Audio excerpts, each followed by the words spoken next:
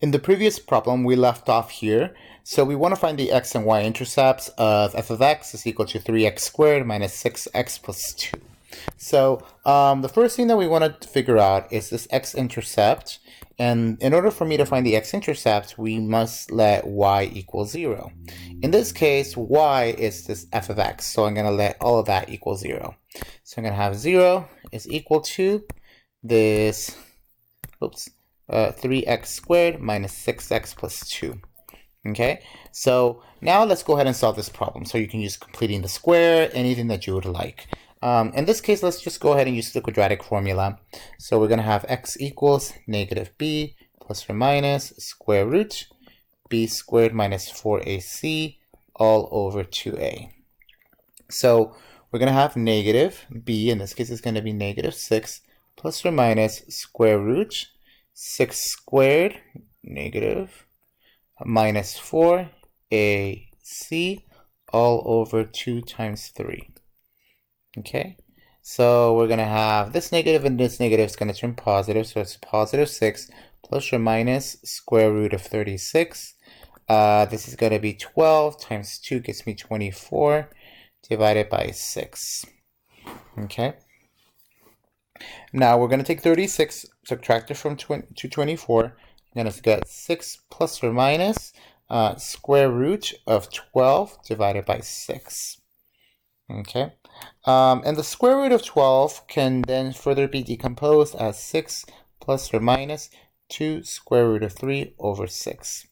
Okay, so I'm going to have two x-intercepts. I'm going to have one that is 6 plus 2 square root of 3 over 6, and the other one is going to be 6 minus 2 square root of 3 over 6. Okay, now how would you write this x-intercept? So remember, the y value is 0. Okay, so the way that you would write this is you would write it in x comma y. Well, we have two x's. Well, the first one is going to be 6 plus 2 square root of 3 over 6. This is the answer when y was equal to 0. And then I have another point, 6 minus 2 square root of 3 over 6 comma 0. So these two are my x-intercepts. Okay, now you can put this in the calculator and you can get the decimal answer. And what this basically means is that this parabola, when I graph this, it's going to go through those 2 points. Okay, so wherever those 2 points are at, the parabola is going to go through those two points. That's basically what this x-intercept means. Okay, now what about my y-intercept? Okay, so my y-intercept in this case is going to be when x equals 0. Okay, so I have the function f of x is equal to 3x squared minus 6x plus 2.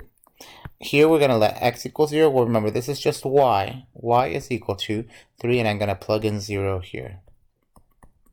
Okay, so this is just going to cancel each other out.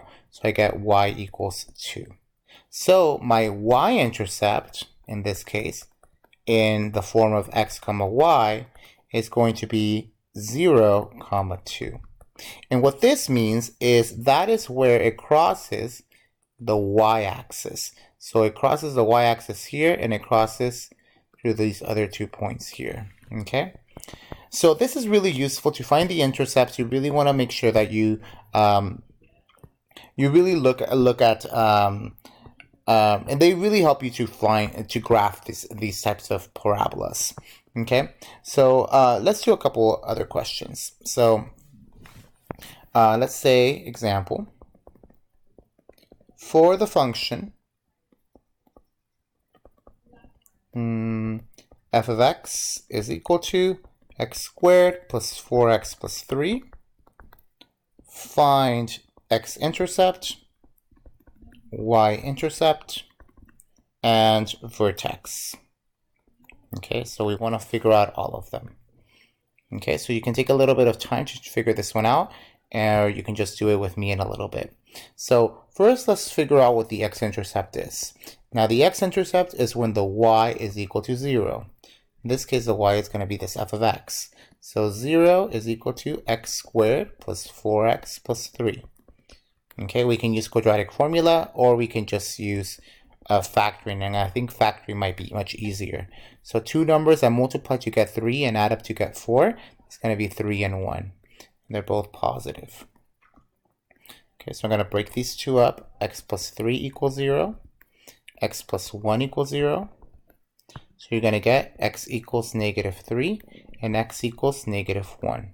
Okay, so my x-intercepts as a point is going to be negative 3 comma 0, negative 1 comma 0. Make sure that you have them as a point. Okay, because that's when y equals 0, I got these x values. Okay, so this is my x-intercept. Now, how do I find my y-intercept? My y-intercept is going to be when x is equal to 0. So I'm going to have y is equal to x squared plus 4x plus 3. I'm going to plug in 0. 0 squared plus 4 times 0 plus 3.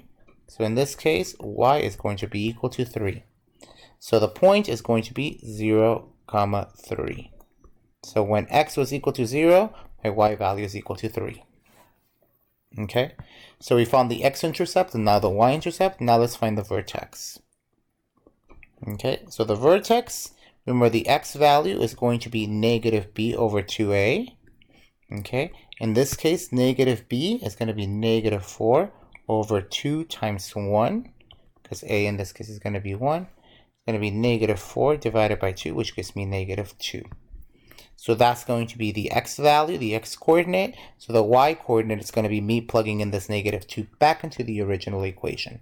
It's going to be negative 2 squared plus 4 times negative 2 plus 3. Okay, negative 2 squared is going to give me a 4. This is going to give me a negative 8, and this is going to give me a 3. Okay, so then we're going to take 4 minus 8 plus 3. That's going to give me negative 1. So my vertex is going to be negative 2 comma negative 1. Okay. All right. So that's basically what it is. Now, why is it important to find the x-intercept, the y-intercept, and the vertex? Well, it's actually really nice because when you have this parabola, well, if we have all these pieces of information, it's really easy to graph it. So first, let's start off with the x-intercepts. X-intercepts, these are the points. Negative 3, 0. So negative 3 is going to be around here. Here's negative 3, and here is 0. Okay, so there's that point. The other one is negative 1, 0. Negative 1, 0. Okay. So this is where the parabola is going to cross. Okay.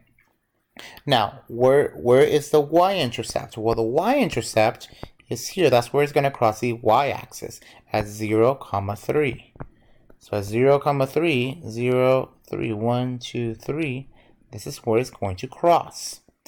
Now, what is the vertex? Well, the vertex is going to be this point, negative 2, negative 1. Here is negative 2, here is negative 1. It's going to be right here. So all we really got to do is just connect the dots. Okay. All right, and that's basically the graph. Because now that we have all these pieces of information, it's really easy to graph it. Okay, so super easy, not too difficult, and just really, really fast to do. Okay, so now let's talk a little bit more about x-intercepts.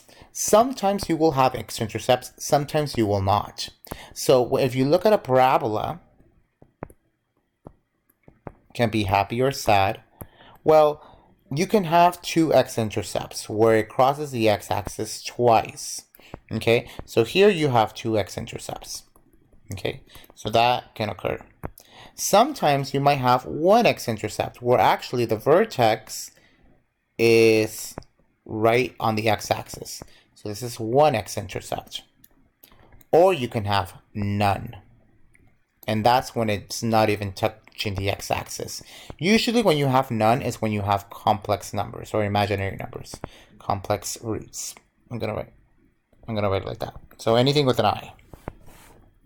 Okay, so let me give you an example. So let's say we had find just the x-intercepts. Okay, so let's say we had f of x is equal to 3x squared plus 4x plus 4. Okay, so let's say we just wanted to find that. Okay, so in this case, let's go ahead and solve it. So remember, solve for the x-intercepts, we need to set the y equal to 0. So to find x-intercepts, we require that the y is equal to 0, which means that 0 is equal to 3x squared plus 4x plus 4. Okay, now let's solve for this. This is going to be x equals negative b plus or minus square root b squared minus 4ac all over 2a. Okay, so what we're going to have is negative b in this case is 4, plus or minus square root 4 squared minus 4 times ac, which is 3 times 4, divided by 2a. Okay, so I'm just taking the a, the b, and the c. Okay, so now I'm going to have negative 4 plus or minus square root 16 minus, so we're going to take 4 times 3 and then times 4, which is going to give me 48, divided by 6. Okay, so now we're going to have negative 4 plus or minus 16 minus 48 is going to give me negative 32 over 6. At this point, you can stop, because notice here that you ended up getting a negative under the square root. That is an imaginary number, because this is going to give me I square root of 32. Because it's imaginary, you can go back and can say that there's no x-intercepts. So this thing is not going to cross the x-axis at all. Okay, so it might look something like this if it's happy, or it might look something like this because it's sad. In this case, it's going to be happy, so it'll probably look like the first one. Okay. Now, before we finish up this video, I do want to give you a couple guidelines. So if, let's say we do want to graph the parabola, so how do you graph it? How to graph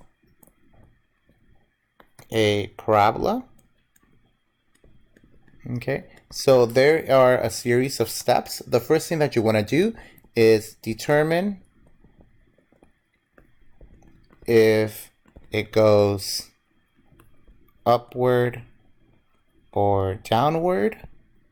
Okay, and the way that you know that is the value of a, right? Is a greater than 0 or is a less than 0?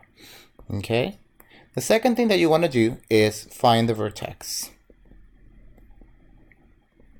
Okay, the third thing that you want to do is find x-intercepts and y-intercepts. And number 4, plot the points and graph. Okay, now I'm going to put a little disclosure here. So if you have no x-intercepts, okay, so if you have no x-intercepts, so if you ended up getting things that are complex, you can plot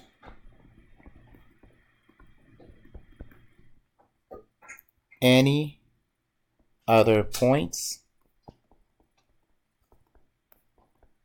to complete the graph. Okay, so just go ahead and write this down. In the next video, we'll do a little bit of graphing.